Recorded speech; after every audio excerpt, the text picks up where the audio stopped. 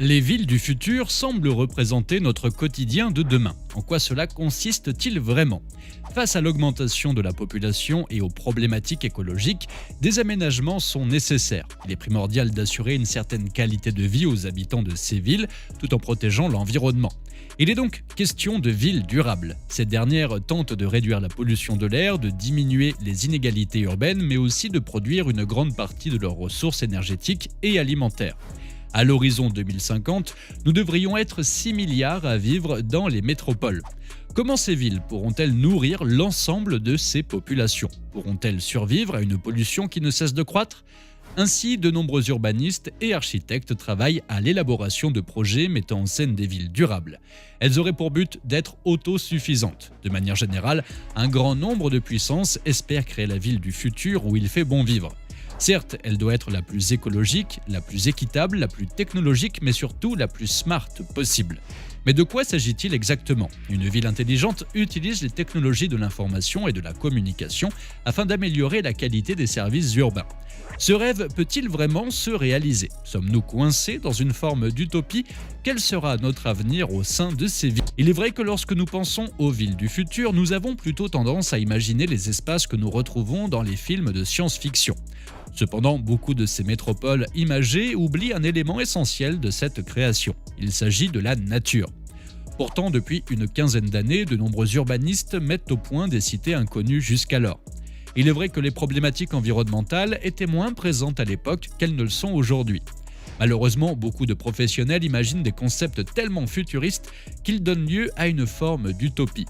Ces villes peuvent-elles vraiment voir le jour? Prenons l'exemple de la ville de Paris. L'architecte belge, installé à Paris depuis quelques années, du nom de Vincent Calbeau, fait preuve d'une imagination débordante. En effet, il pense à des immeubles couverts d'arbres, de potagers, de panneaux solaires et d'éoliennes. Tout ceci forme alors des villages verticaux. La mairie de Paris a donc décidé de faire appel à lui pour imaginer la capitale de 2050. Il crée alors des prototypes de gratte-ciel vert à énergie positive. De ce fait, Paris deviendrait une véritable cité végétale. Ce projet idéal, prénommé le Paris Smart City 2050, est-il viable? Soyons réalistes, cela nous paraît difficile. Les utopies n'ont généralement pas énormément d'avenir. Et pourtant, ce genre de projet se base sur des réalisations concrètes. Pouvons-nous toucher du doigt cette existence parfaite? Il semblerait que ces villes sorties de nulle part soient plus proches de la réalité que ce que l'on croit. Lorsque les villes abriteront 70% de la population mondiale, la qualité de vie risque d'être sacrifiée. Il est donc indispensable de remodeler le paysage urbain afin de le rendre plus efficace et plus agréable à vivre. C'est le défi que nous lançons aux villes de demain. En réalité, nous sommes face à des enjeux terribles qui entraveront bientôt nos villes. En raison du dérèglement climatique, la hausse des températures et des catastrophes naturelles est appelée à être de plus en plus fréquente. Les émissions de CO2 entraînent une pollution de l'air mais aussi de l'eau. Elles sont produites à 80% par les villes. De plus, l'explosion démographique risque de ne pas aider les villes dans leur objectif de développement équilibré. L'urbanisation galopante que nous devrions connaître dans les prochaines décennies devrait tout autant toucher les villes occidentales que des pays comme l'Inde ou la Chine. La priorité est donc de diminuer l'empreinte environnementale des villes. Maximiser la piétonisation serait-il la solution? Pas forcément, mais cela risque d'être d'une grande aide. Si vous habitez en ville, vous avez très certainement remarqué que les rues se piétonnisent et que les pistes cyclables se multiplient. L'objectif étant d'éliminer les voitures des espaces urbains. Il est aussi question de privilégier les énergies renouvelables. Les seules voitures qui auraient l'autorisation de circuler seraient autonomes et électriques. D'ici 2050, des systèmes d'IA ainsi que des réseaux de capteurs devraient permettre une adaptation en temps réel du paysage urbain. On peut déjà commencer à parler de poubelles connectées qui voient le jour à Copenhague. Elles permettent de mieux gérer les déchets. Certes, ces avancées sont incroyables, mais une ville ne sera jamais complètement verte. Comment faire pour mettre toutes les chances de notre côté? En effet, les nouvelles technologies n'auront jamais autant de pouvoir que la nature en elle-même pour rendre une ville totalement verte. Il est nécessaire de laisser davantage de place à la nature. La végétalisation doit être massive. Cela pourrait avoir un impact positif sur la biodiversité, la qualité de l'air et la régulation des températures. Aujourd'hui, les villes ne perdent plus de temps. Elles commencent déjà à se végétaliser pour améliorer dès maintenant notre quotidien. La végétation est également un bon moyen de lutter contre le réchauffement climatique en absorbant le CO2 et en refroidissant l'air. Néanmoins, ce type d'installation ne fait pas forcément l'unanimité.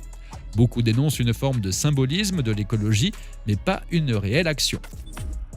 Planter des arbres en ville peut s'avérer compliqué. C'est donc pour cela que certains architectes et urbanistes mettent au point ce qu'ils appellent des forêts verticales. Cette reforestation a pour but d'augmenter la biodiversité et de réduire l'expansion urbaine. Cela contribue aussi à la régulation du microclimat. Finalement, les villes de demain pourraient laisser plus de place à la nature que prévu. Si la ville n'existait pas, la surface végétale ne serait pas aussi importante. En réalité, la nature n'est pas contre un petit coup de pouce pour régner en maître sur les territoires urbains. Seul petit hic de ce genre d'installation, cela pourrait créer de nombreuses inégalités. Effectivement, ces gratte-ciel sont surtout accessibles aux personnes fortunées. Il est important de laisser une place à toutes les catégories sociales confondues. Certaines villes vont encore plus loin que le principe de végétalisation. Ainsi, elles construisent des fermes qualifiées de verticales. Elles sont destinées à capter le CO2, à alimenter les citadins tout en réduisant le coût énergétique du transport des denrées. L'agriculture urbaine à étage devrait permettre de réduire le gaspillage alimentaire. Grâce à cela, des dizaines de millions d'habitants pourraient se nourrir. Le but ultime de tout ceci est l'autosuffisance. Les fermes verticales sont également la solution au manque de place dans les villes. De plus, cela devrait permettre de couvrir les besoins alimentaires des citadins de 2050. Prenons l'exemple d'un bâtiment de 30 étages. Il peut produire l'équivalent de 970 hectares et alimenter 50 000 personnes. Depuis 2012, des centaines de fermes verticales ont vu le jour partout dans le monde.